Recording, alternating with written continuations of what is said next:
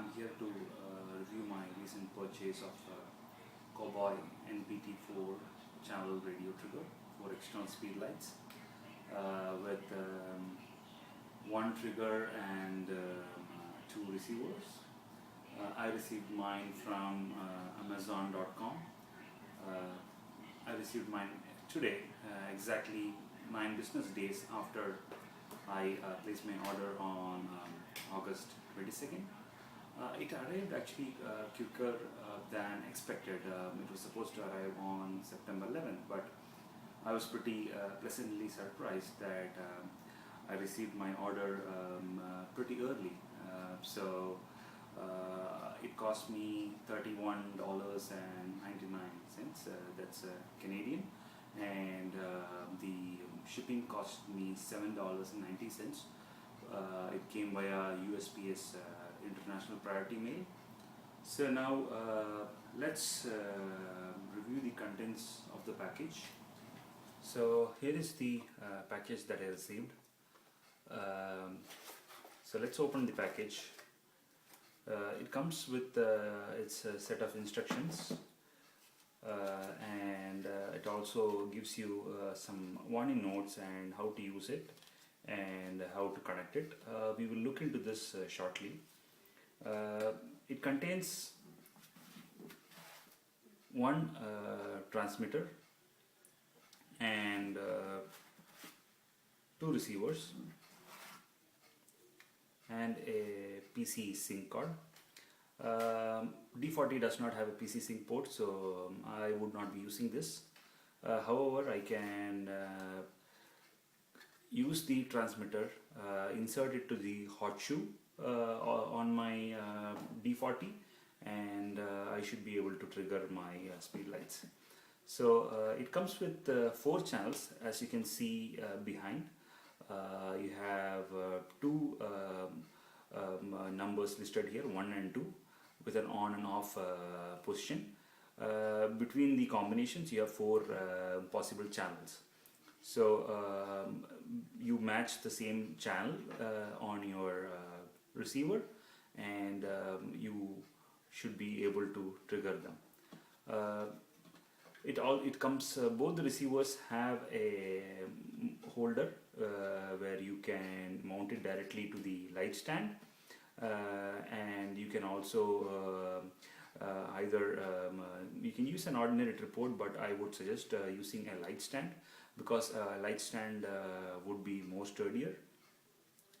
I also noticed that it takes these batteries, the standard AAA, the smaller AAA size batteries, which you can easily obtain at the dollar store. I picked up a couple from the nearby dollar store for $1, and I got at least, I think, 6 of them, so I should be good. So you just use them, and you should just turn it on and follow the instructions, and we should be good to go. The only thing that I kind of noticed is that the battery cover, the compartment cover itself rather looks pretty flimsy, and I would not recommend anyone dropping these, as they could break. But the transmitter looks pretty sturdier, and I think the only drawback that I see is that the manual specifies that these should be good for 30,000 triggers. However, I think changing battery is something that we will have to look into once the battery on the transmitter weakens. So let's load the receiver and test if it functions properly. Before that, you can actually verify that the battery on the transmitter is working properly. When you push the button, you can see that the red light itself is turning on, which means that it is able to send a trigger. Cut. So let's load the batteries. Positive one goes like this one, the negative goes this way, and you just have to push them so that they their spring. So push them all the way, and I think you should be good. So just make sure that it's on the off position. Next, we use the transmitter and push it into the hot shoe this way. So just push it in, and next you take the SP700 in my case. Make sure it is off. Then load it till the. Make sure it is completely gone. Then lock it. After that, ensure that the transmitter and the receiver are in the same channels. Here I have set them into one and channel number 1, and then I turn it on. So you use the button to turn it on. Next, you turn your camera on. Note that I have used, I would be using the manual mode here, and I have set mine on 1/30th, 32nd of a power, and just test to make sure that your flash triggers, and it does trigger. So next, go ahead and let's turn our camera on, and let's fire them.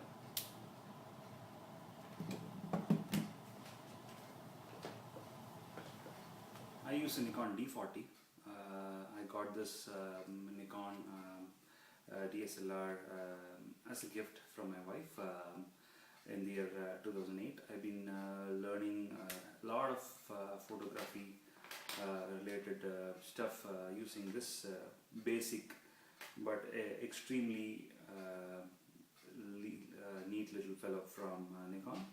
I decided to go with the Nikon when I knew that they have an excellent array of Nikon F-mount lenses that I can use right from 1980. I do have a Nikon E series 50mm 1.8 lens. In addition to that, I also use a variety of other lenses. So I have been using the standard kit lens as well as the 35mm, and I purchased the 35mm f1.8 so that I could take a lot of portrait and those wide large aperture photos, and I immediately got hooked into strobist kind of photography, and I have been trying to take a lot of off-camera strobe setup that I learned from strobist.com and other Flickr websites. I also recently acquired a Nikon SB26. This is a strobist favorite, especially because it's got the optical slave, which allows you to use my pop-up flash to trigger. Also, I have found that I can shoot in manual mode without any problem. Just tone down your pop-up flash, set it to manual mode, and at 30th of a power, 32 of a power, and then you can trigger you can trigger your SB26 using my pop-up flash. I also carry a Nikon SB700, which I have here. I got it from the US. I got it from Best Buy.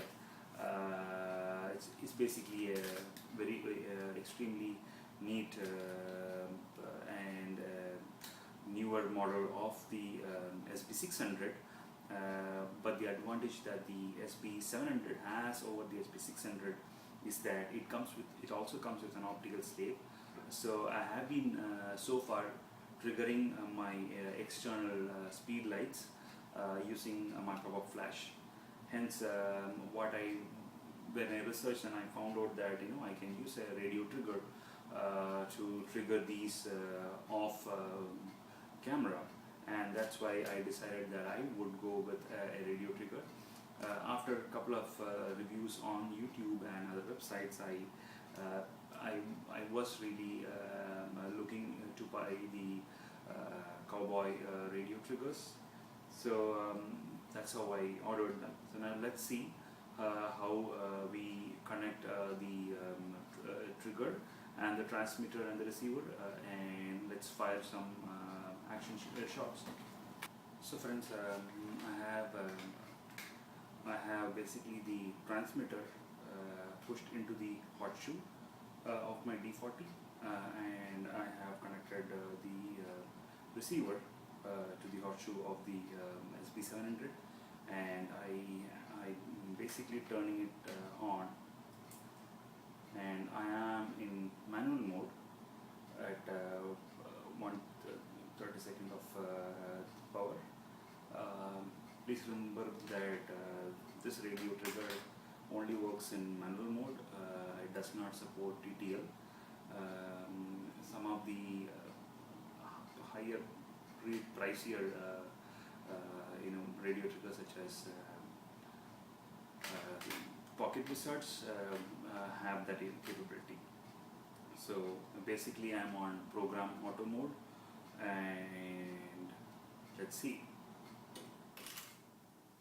So there it triggered it. Now let's check out one another feature. You can also test it by pressing the button. It still triggers it. Now one neat thing that I noticed is in shutter priority mode, I can trigger the flash at speeds which exceed the sync speed of my D40, which is 500th of a second. I can trigger mine at 1000. As you can see, I am trying to figure it out at 1000, and I can trigger it, and I can go just at 2000. Yeah, but the scene is really dark, but I think I can go up to 4000 without any issues.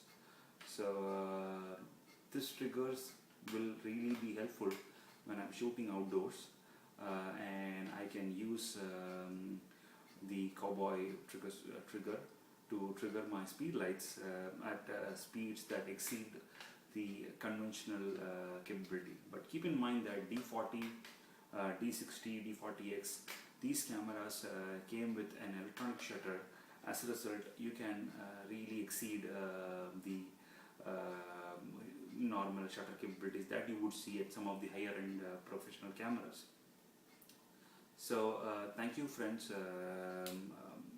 In conclusion, I would like to say that these are extremely good value for investment, and I see that they exceed a normal amateur, or let me say photo enthusiast capabilities that he might have in triggering these strobes externally.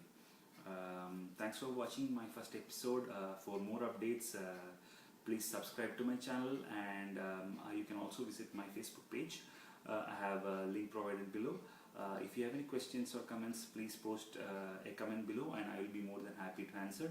I shall be reviewing the CowboyStudios flash mount umbrella kit in my next video.